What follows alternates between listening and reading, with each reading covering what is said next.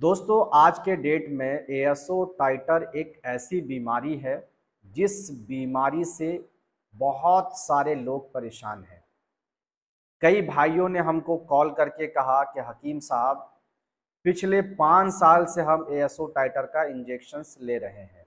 किसी ने 7 साल के बारे में कहा तो किसी ने 10 साल, किसी ने 12 साल, किसी ने 15 साल तक भी कहा कि हम कंटिन्यू एलोपैथिक की दवाई लेने के बाद जैसे ही इंजेक्शन्स बंद करते थे दूसरे महीने में एएसओ टाइटर हमारा बढ़ जाता था, तकलीफ बढ़ जाती थी, है ना, दिक्कत बढ़ जाता था। हमेशा से मैं एक ही चीज कहता हुआ आ रहा हूं कि देखिए, कोई चीज पॉजिटिव आ जाता है ये बड़ी बात नहीं है, बड़ी बात ये है कि आप कितने परेशानी में हैं, ये सबसे बड़ी बात है। सबसे पहली जानकारी जो मिलती है किसी बीमारी को लेकर के वो आपको मिलती है, आपके शरीर को मिलती है। आपका शरीर आपको बताता है कि आप स्वस्थ नहीं हैं, किसी ना किसी बीमारी के चपेट में हैं।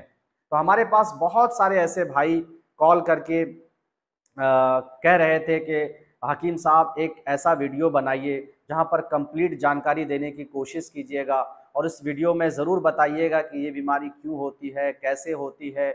इस बीमारी का इलाज तो एलोपैथ में नहीं है, ये एलोपैथ वाले भी कहते हैं, और जिन लोगों ने अब तक इलाज किया है एलोपैथ में वो लोग भी कहते हैं कि हमने 15 साल तक, 12 साल, 10 साल तक इलाज किया लेकिन ये बीमारी पूरी तरह से ठीक नहीं हुआ।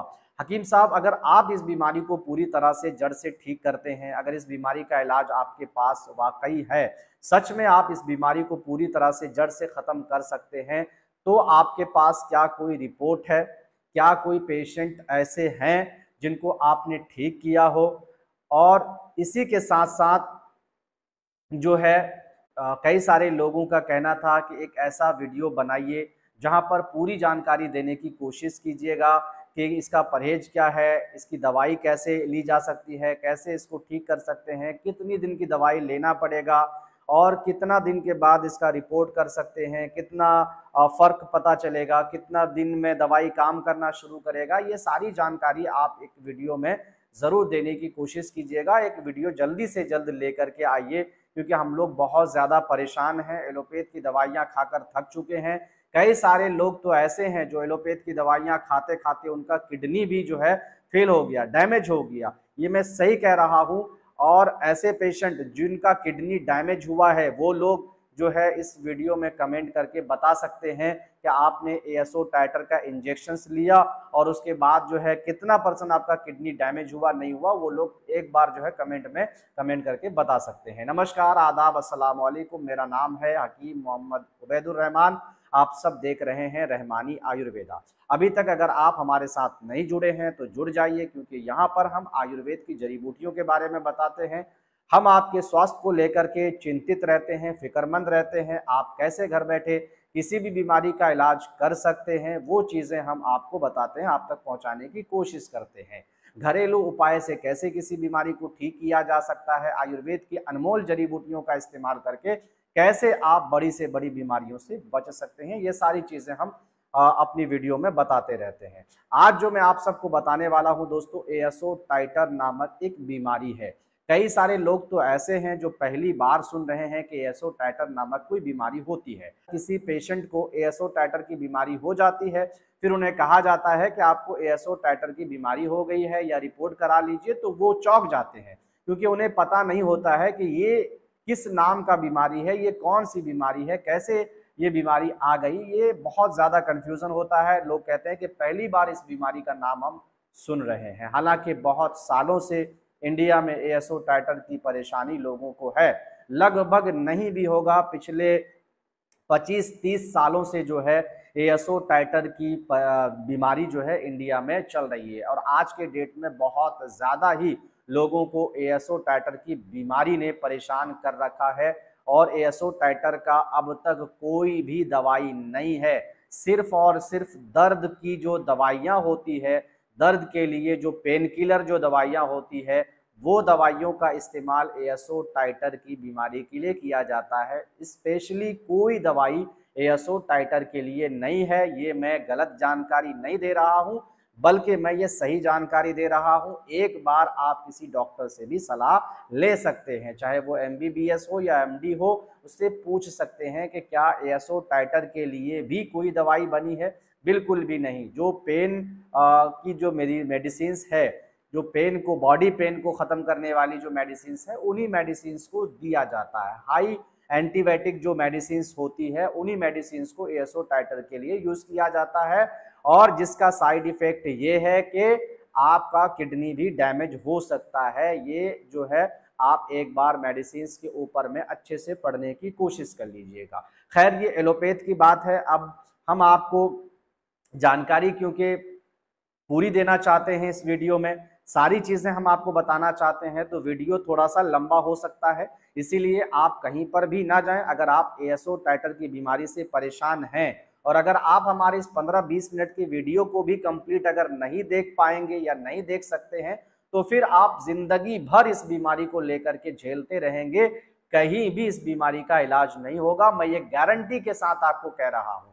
अगर गारंटी के साथ नहीं आपको विश्वास हो रहा है, तो आप पहले 5-10 साल कहीं भी इलाज कर लीजिए, और मैं यहीं पर हूं। मेरा नंबर सेव करके रख लीजिएगा और तब आकर के आप मेरे पास आइएगा।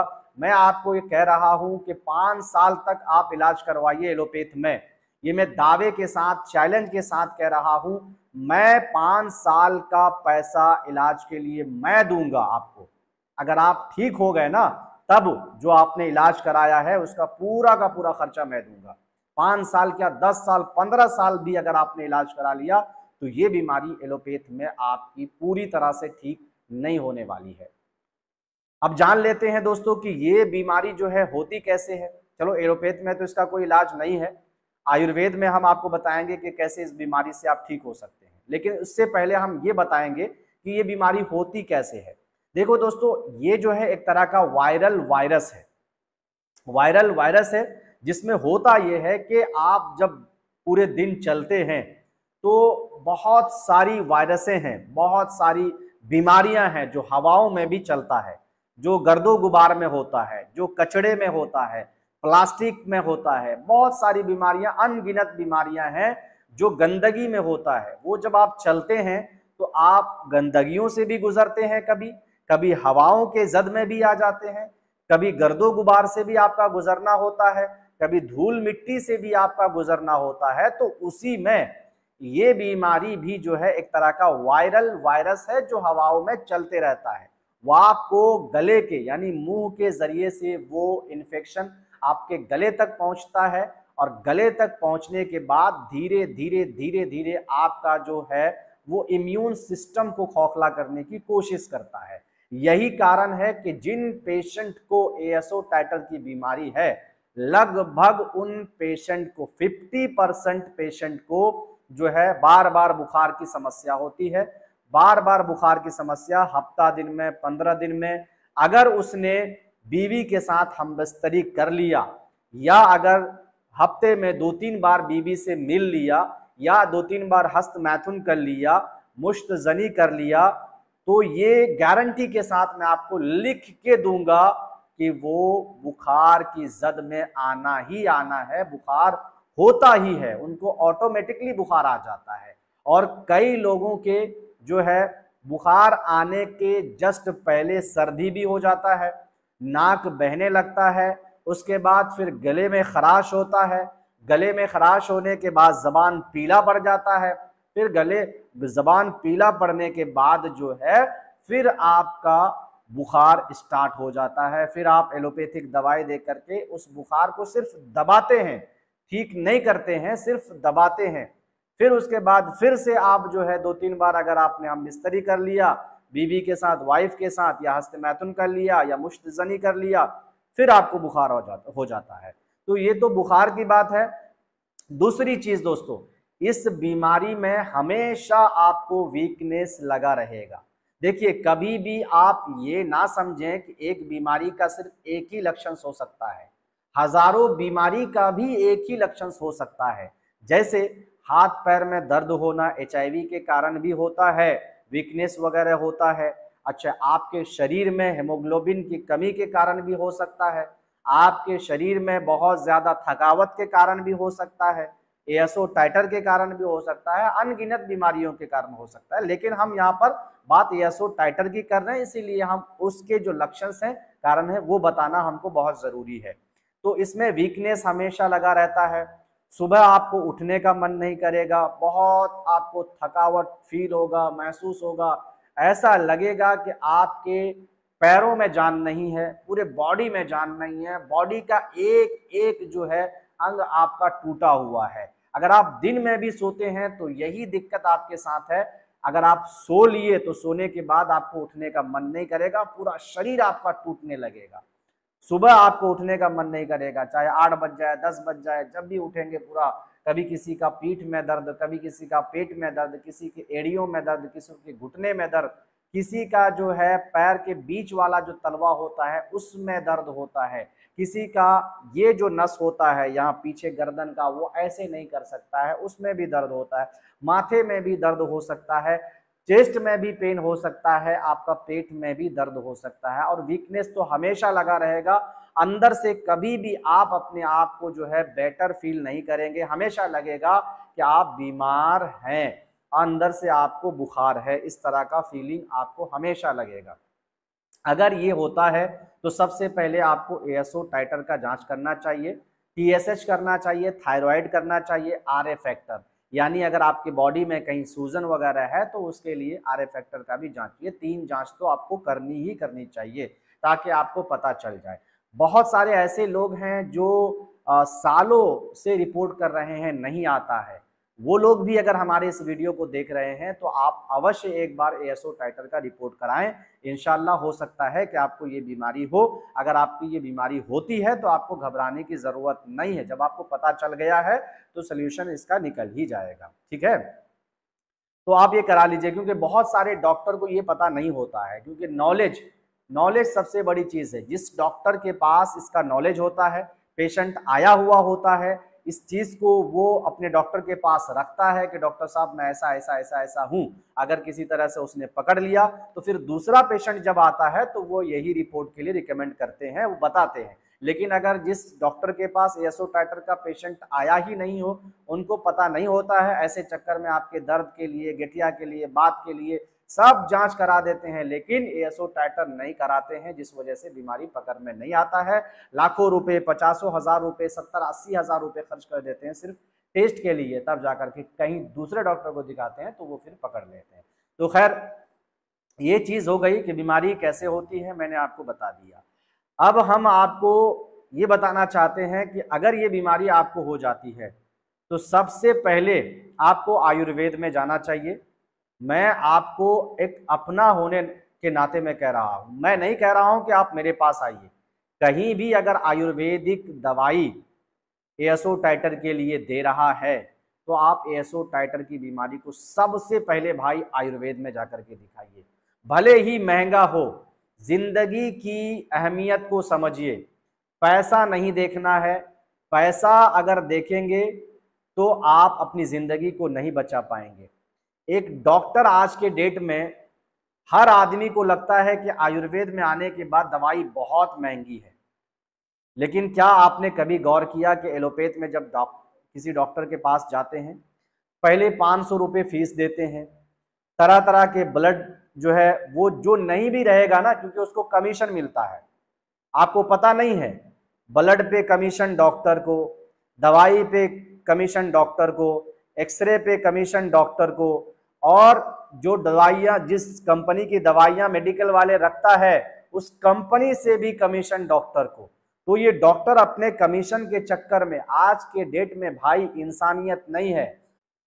मैं आपको बता देता हूं, आज के डेट में जो डॉक्टरी लाइन में है ना, वो चोर ना रहते हुए भी चोर बन गया है, सीख लिया है कैसे कैसे धांधली करना है, कैसे लोगों को ठगना है, कैसे लोगों को डराना है, कैसे लोगों से पैसा वसूल करना है, ये चीज सीख लेता है।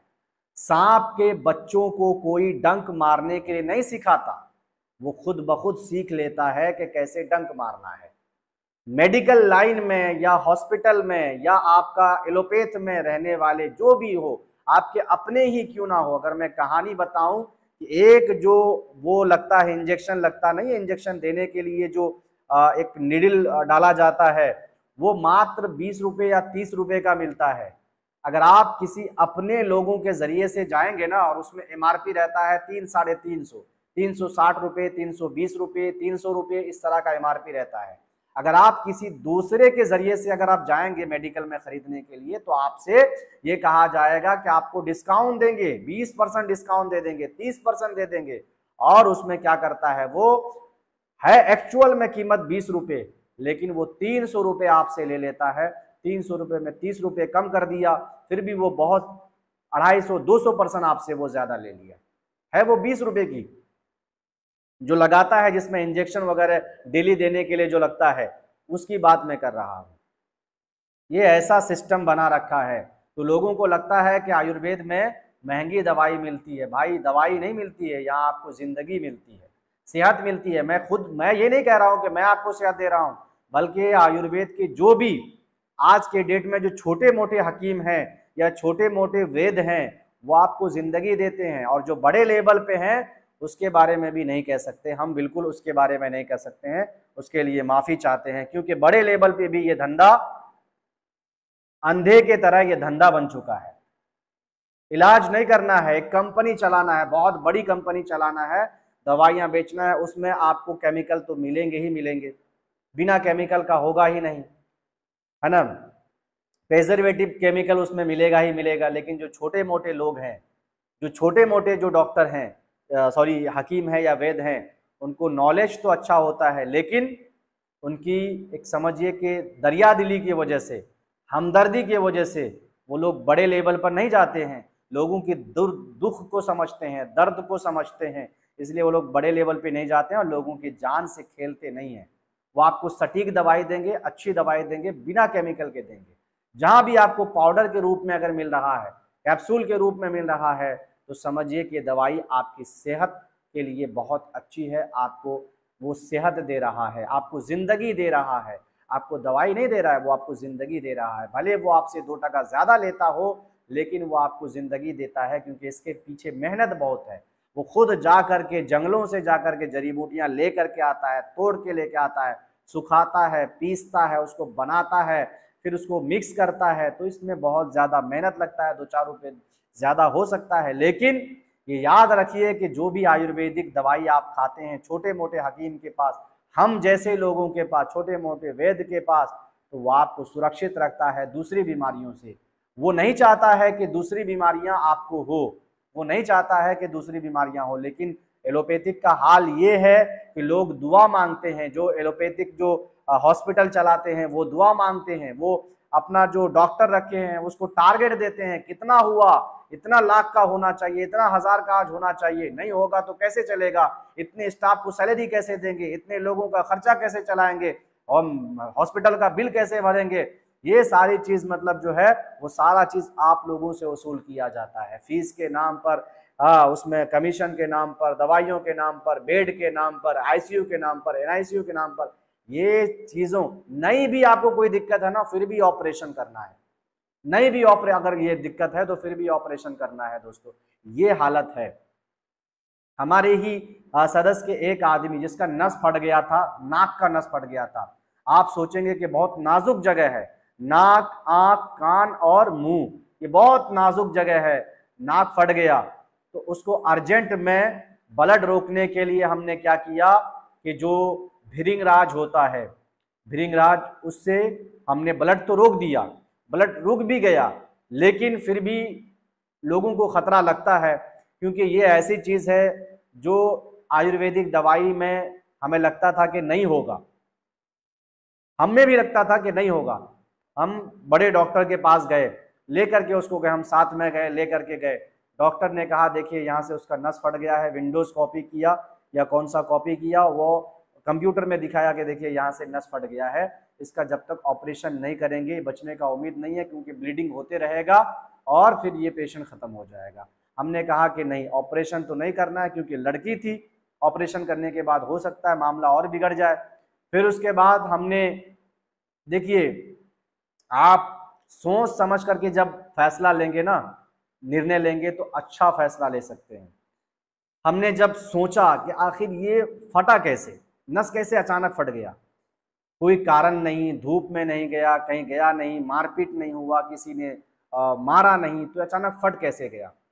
हमने थोड़ा उसमें खोजबीन करने की कोशिश की, हमने दिमाग लगाया कैसे फट सकता है। तब हमें पता चला कि ये जो फटा है वो ब्लड प्रेशर हाई की वजह से, क्योंकि जब जब ब्लड प्रेशर हाई होता था उसका ऑटोमेटिकली खून बहना शुरू हो जाता था। तो हमने 2-3 बार ब्लड प्रेशर जब नापा तो पता चला कि ब्लड प्रेशर हाई है और ब्लड भी निकल रहा है। जैसे ही ब्लड प्रेशर की थोड़ी सी गोली खिला दिए, ब्लड प्रेशर लो हुआ, खून बंद हो गया। या फिर आपने भृंगराज का जो वो पत्ता का मसल करके डाला, खून बंद हो गया। हमें पता चल गया कि नहीं, ये ब्लड प्रेशर हाई होने की वजह से हो रहा है। हमने नमक बंद करवा दिया उसका, मेरे घर का मामला है, हमने नमक बंद करवा दिया, तेल मसाला मीट मछली वगैरह बंद करवा दिया। अल्हम्दुलिल्लाह, खुदा की कसम खा करके कहता हूँ, अल्लाह से डरता हूँ, खुदा की कसम खा करके हमने उसको वापस लेकर के आया, मेरे फैमिली का आदमी वापस लेकर के आया। और मैं जितनी भी दवाइयां लिखा था, कम से कम नहीं भी लिखा था, 15,000 की दवाई लिखा था एक महीने में। एंटीबायोटिक लीजिए, ये लीजिए, वो लीजिए, इतना तरह का इंजेक्शन, 200-250 टका का एक एक इंजेक्शन लिखा था। कम से कम 15,000 का इंजेक्शन लिखा था, इंजेक्शन और दवाई सब कुछ। हमने कहा कुछ मत खाइए, कुछ नहीं खाया। और अल्लाह का करम है, खुदा की जात पे खुदा को हाजिर और नाजिर रख करके, ये कोई छोटी मोटी बात नहीं है। अल्लाह की कसम खाना, खुदा की जात को हाजिर नाजिर रख करके छोटी मोटी बात नहीं, खुदा की कसम खा करके कह रहा हूँ कि वो आज ठीक ठाक है, कोई दिक्कत नहीं है, कुछ भी दिक्कत नहीं है। बस यही चीज है कि हमने उसकी वीकनेस को पकड़ लिया।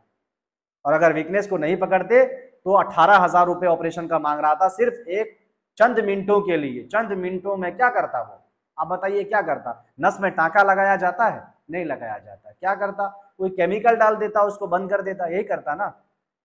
वो केमिकल से कोई इन्फेक्शन भी हो सकता था, केमिकल से नुकसान भी हो सकता था। लेकिन हमने जो, यही एक खूबी है आयुर्वेद के अंदर, यही एक खूबी है कि आपकी बॉडी के अंदर हर बीमारी को ठीक करने की क्षमता है। आयुर्वेद की दवाइयों के अंदर हर बीमारी को जो है ठीक करने की क्षमता है।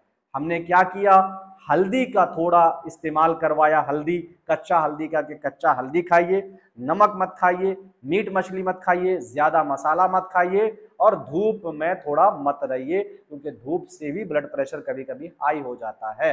और ज्यादा काम ना करना, अभी ज्यादा काम नहीं करना है। इन चीजों की सलाह दिया। अल्लाह का करम है, मौला का करम है कि उसके बाद जो है एक भी दवाई लेने की जरूरत नहीं पड़ी। दोबारा हम गए तक भी नहीं डॉक्टर के पास। अगर उस दिन जितना डराया जा रहा था, अगर हम उसके डर में आकर के वो ऑपरेशन करा लेते, सक्सेस नहीं होता तो भी उसकी जिम्मेदारी नहीं थी, अगर सक्सेस हो जाता तो भी 18,000 रुपए चल जाते। लेकिन हमने उसकी नस को पकड़ा और नस को पकड़ने के बाद सही से इलाज कर दिया। खैर, हम वो बात नहीं करना चाहते थे, बातों बातों में ये चीज आ गई, इसलिए हमने बताया। तो यही चीज है कि आपको परहेज, परहेज बहुत जरूरी है। आयुर्वेद की दवाई याद रखिएगा, जहां से भी आप आयुर्वेद, ओरिजिनल आयुर्वेद की अगर दवाई ले रहे हैं छोटे मोटे हकीमों से, वेदों से, तो ओरिजिनल दवाई आपको मिल रही है, वो आपको सेहत दे रहा है, बीमारी नहीं दे रहा है, आपको सेहत दे रहा है। इसीलिए आपको ज्यादा पैसा लग जा रहा है, आपको टेंशन नहीं लेना है, क्योंकि यही जिंदगी है। अगर आप सही सलामत हैं तो वो पैसे की अहमियत है, पैसे की अहमियत नहीं है। और अगर सही सलामत नहीं है ना, तब आपको पैसे की अहमियत पता चलता है। आप एसो टाइटर की बीमारी से हैं, ऐसे ऐसे लोग हैं जो खटली पर है, बेड पर है, मजाक नहीं कर रहा हूं, मैं सही कह रहा हूं, बेड पर हैं, कमाने की शक्ति ही नहीं है, कुवत ही नहीं है, काम पर जा ही नहीं सकता, काम कर ही नहीं सकता, पैसा कहां से आएगा, आप बताइए कहां से पैसा आएगा। लेकिन अगर किसी ने, मान के चलिए, मेहनत मजदूरी करके किसी से ऋण कर्ज लेकर के भी अगर आयुर्वेद की दवाइयां खा करके वो ठीक हो जाता है, तो वो कम से कम मांग के तो खा सकता है, भले वो काम ना करे। कहने का एग्जाम्पल मैं कह रहा हूं आपको, मांगने के लिए भी शरीर में ताकत होनी चाहिए ना, स्वस्थ होना चाहिए एक आदमी ना, कम से कम कुछ तो स्वस्थ रहेगा तब तो वो मांगेगा। अगर कुछ स्वस्थ है नहीं, वो उठने के लायक ही नहीं है, चलने के लायक नहीं, कैसे मांग सकता है। आप जब तक मेरे भाई सही सलामत हैं, जिस्म सही सलामत है, बॉडी सही सलामत है, तब तक सब लोग आपको चाहेंगे। सेहत अगर आपका डाउन हो गया ना, सेहत एक ऐसी नियामत है जो कोई छीन नहीं सकता है, ऐसी दौलत है जो आपसे कोई नहीं छीन सकता है। सेहत एक ऐसी दौलत है जो कोई नहीं छीन सकता है। आप दौलत कमाएंगे ना, तो आपसे छीन करके आपके बेटा ले लेंगे, आपके भाई ले लेंगे, आपकी माँ ले लेगी, आपकी बहन ले लेगी, आपके मरने के बाद सब बंटवारा हो जाएगा। मरने से पहले ही बंटवारा हो जाता है। आप कमाते हैं सिर्फ अपने लिए नहीं, अपने बच्चों के लिए, अपनी माँ के लिए, बाप के लिए, भाई के लिए, बहन के लिए, सबके लिए। लेकिन ये दौलत सब में बंटता है। कमाते हैं आप अकेले, चोरी आप करके ये करेंगे, गुनाह आपको लिखेगा, लेकिन खा सब रहा है। आपकी कमाई से तो घर चलता है। लेकिन सेहत एक ऐसी दौलत है जो कोई छीन नहीं सकता है। आपकी लाइफ में दो चीज ऐसी दौलत है, एक इल्म और दूसरी सेहत। इल्म चाहे वो दुनियावी हो या आखिरत की हो, चाहे वो वेदों का इल्म हो, चाहे वो कुरान का इल्म हो, चाहे वो दुनिया का इल्म हो, अगर उसको आपने ले लिया तो कोई आपसे माई का लाल नहीं छीन सकता है। जब आपकी डेथ हो जाएगी तभी वो खत्म हो सकता है, वरना कोई छीन नहीं सकता है। दौलत कोई भी छीन सकता है। 2 करोड़ रुपया रास्ते से लेकर के जाइए, कोई भी छीन करके दिन दहाड़े गोली दिखा करके आपसे लेकर के चले जाएंगे, लेकिन सेहत आपसे कोई छीन नहीं सकता है। सेहत आपके पास है तो दौलत का कोई ठिकाना नहीं है। दौलत कितनों भी कमा सकते हैं, सेहत नहीं है तो दौलत आप नहीं कमा पाएंगे, पैसा नहीं कमा पाएंगे। इसीलिए मैं सब लोगों से कहता हूं मेरे भाई, ईश्वर से, अल्लाह से, प्रभु से, जिस रूप में जिस जो भी मानते हैं, एक ही चीज मांगना, एक ही चीज मांगना, अपने बच्चों के लिए इल्म मांगना, पढ़ाई मांगना कि मेरे बच्चे अच्छे से पढ़ लिख करके अच्छा बन जाएं, और अपने बच्चों के लिए भी, अपने लिए भी, अपने पूरे परिवार के लिए सेहत मांगना। सेहत, सेहत आपको, अल्लाह ना करे, खुदा ना करे, ईश्वर ना करे कि डॉक्टर का घर देखना पड़े आपको। जिस दिन आप डॉक्टर के घर में जाएंगे ना, उस दिन आपको पता चलेगा कि डॉक्टर किस तरीके से लोगों को मजबूर करके ठगते हैं, किस तरीके से लूटते हैं डॉक्टर। सबसे ज्यादा अगर लूटने वाला कोई है तो वो डॉक्टर है, सबसे ज्यादा लूटने वाला, क्योंकि मौत और जिंदगी के नाम पर वहां ऐसा खेल होता है जिस खेल में अच्छे अच्छे लोग बेबस हो जाते हैं, अच्छे अच्छे लोगों की जान निकल जाती है, अच्छे अच्छे लोग अपनी पूरी प्रॉपर्टी, अपने पूरे लाइफ का कमाया हुआ पैसा खर्च कर देते हैं सेहत के लिए ही। तो क्यों ना हम अपनी लाइफ का पूरा प्रॉपर्टी खत्म करने से अच्छा है कि जो दुआ में मिल जाती है वो दवा में नहीं मिलती। इसीलिए दुआ करिए भगवान से, ईश्वर से, अल्लाह से, सबसे दुआ करिए कि मुझे सिर्फ और सिर्फ कुछ नहीं चाहिए, सेहत दे दीजिए। मेरे भाई, अगर सेहत आपको मिल गया ना, मजदूरी करके भी आप खाएंगे तो कम से कम खुश तो रहेंगे। लेकिन कोई एक लाइलाज बीमारी आपको हो गई ना, करोड़ों की दौलत रहने के बावजूद भी आप अपना इलाज नहीं कर सकते। मैं कुछ दिन पहले एक वीडियो देख रहा था, पाकिस्तान का वो एक सिंगर था, कोई गाना गाता था, एक एक गाने के लिए वो 80 लाख 90 लाख रुपया लेता था, और अपने 27-28 साल की जिंदगी में इतना पैसा कमा चुका था कि 2-2, 3-3, 5-5 करोड़ रुपए की उनके पास गाड़ी थी, बड़े बड़े शहरों में उनके बंगले थे, बड़े बड़े घर थे। क्या क्या जो होता है, जो लोगों के, बड़े लोगों के पास अलग से मैदान में जो घर होता है जहाँ पे जाके सुकून से रहते हैं, वो सारी चीजें थी। जमीन जायदाद बहुत ज्यादा खरीद लिए थे, सिर्फ फ्लाइट से आना जाना होता था। लंदन में उसका शो होता था, अमेरिका में, यूएस में, हर जगह में उसका शो होता था। लोग 80-90 लाख रुपए दे करके उसको बुलाते थे, 60-70 लाख रुपए उसको दे करके बुलाते थे। लेकिन एक वक्त ऐसा आया कि जिंदगी में जितनी दौलत उसने कमा करके रखा था, वो सारी दौलत जिसको कमाने के लिए 28 साल लग गया, गंवाने के लिए सिर्फ 3 साल लगे, सिर्फ 3 साल। वो भी अल्लाह ताला ने, ईश्वर ने चाहा तो, अगर अल्लाह ताला और ईश्वर अगर चाहता तो गंवाने के लिए 3 महीना भी बहुत था। उसको किडनी की बीमारी हो गई, उसको शायद, उसका नाम कोई अली या कुछ तो था, एक बार आप सर्च कर लीजिएगा, जिसको किडनी की बीमारी हो गई।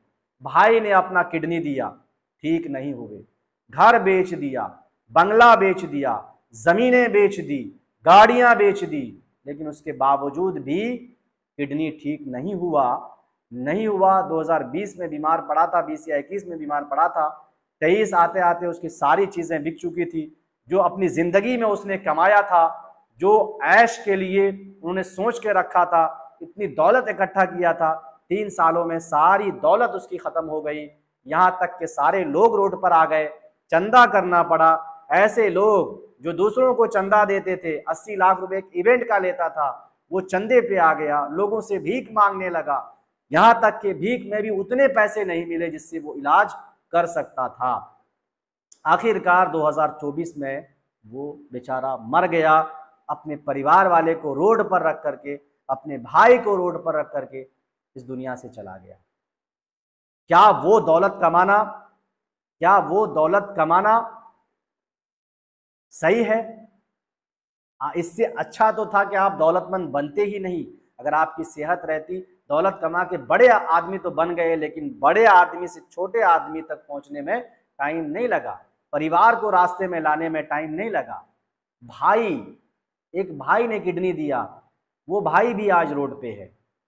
एक गरीबी रेखा से भी नीचे आ गया वो फैमिली जो कभी रॉयल तरीके से जिया करता था, जो कभी 5-5 करोड़ के कार में घुमा करता था, 3-3, 4-4 करोड़ के कार में घुमा करता था, वो आज पैदल घूमता है। पता है क्यों? सेहत। एक ही चीज की वजह से, सेहत। अल्लाह ने सेहत नहीं दिया, सब कुछ दे दिया उसको, ईश्वर ने सेहत नहीं दिया। अगर उसको सेहत दे दिया होता तो आज वो सुकून से अगर मजदूरी करके भी खाता ना, लोग यही समझते कि भाई मजदूर आदमी है, हाई फाई में गया लेकिन वहां से फिर तो मजदूरी में आ गया। ये होता है बीमारी। जब अल्लाह को, ईश्वर को आपसे छीनना होता है ना, तो आपको बीमार बना देता है, शारीरिक तौर पर बीमार बना देता है, और पूरी दौलत आपकी कमाई हुई खत्म हो जाती है। ये होता है बेबसी। तो खैर, मैं ये सब चीज़ नहीं बताने वाला था, लेकिन मैं बता दिया। आप एक बार देख लीजिए, मोहम्मद अली या कुछ तो नाम था उस सिंगर का, बिल्कुल काला पड़ गया था, किडनी खत्म हो गया, काला पड़ गया था। कई न्यूज़ चैनल में आकर के इंटरव्यू भी दिया। एएसओ टाइटर की बीमारी भी ऐसी है, आपको जिंदा तो रखेगी लेकिन इतना तकलीफ देगी कि आप खुद कहेंगे कि इससे अच्छा तो मौत ही भला है। मर जाएंगे तो वो ठीक है, लेकिन एएसओ टाइटर की बीमारी को लेकर के जीना बहुत मुश्किल है। इसमें सबसे बड़ी चीज है मेरे भाइयों, सबसे बड़ी चीज, सबसे पहले आप एकदम, हम मेरी बात माने। जो लोग नहीं मानेंगे ना, मैं अकड़ नहीं दिखाना चाहता हूं, लेकिन मैं उनसे अब मैं कह रहा हूं, जो लोग मेरी बात नहीं मानेंगे ना, वो लोग 3 साल एलोपैथिक, 5 साल एलोपैथिक की दवाई खाने के बाद खुद मेरी बात को मानेंगे। मजबूर होंगे वो मानने के लिए, उस समय वो आएंगे। क्योंकि इंसान को भरोसा तब होता है जब वो कभी गिरता है कुएं में। किसी अंधे को अगर आप बोलेंगे मेरे भाई आगे मत जाओ, कुआं है, वो नहीं रुकेगा। एक बार गिरेगा ना, तब जाकर के वो रुकेगा। और अंधे को ये आप बोलेंगे कि नहीं, मान जाएगा, लेकिन अंधे को आपसे पहले ही, वो जब स्टार्टिंग से अंधा था, लोगों की बातें सुन सुन करके रुकने की ये आदत है। इसीलिए अब अगर उनको बोलेंगे कुआं है तो वो रुकेगा।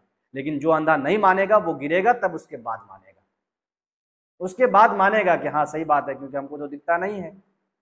वही चीज है, अगर जो लोग नहीं मानेंगे मेरी बात को कि नहीं ये बिल्कुल हल्की फुल्की बीमारी है, कोई ये नहीं है वो नहीं है, वो अपने लिए प्रचार कर रहे हैं, मैं अपने लिए कोई प्रचार नहीं कर रहा हूँ। आपकी सेहत के लिए आप कहीं दवाई लीजिए, उससे क्या फर्क पड़ता है? आपकी सेहत ठीक होनी चाहिए। अल्हम्दुलिल्लाह आप ठीक ठाक रहें, अपनी जिंदगी में सारे लोगों को मिलजुल करके लेके, परिवार को लेकर के चलें, दिक्कत ना हो, आपकी बॉडी में तकलीफ ना हो, सारे लोग खुश रहें, अच्छे से खाए पिए जिंदगी जिए, लोगों को खुश रखें। बस यही मैं चाहता हूँ।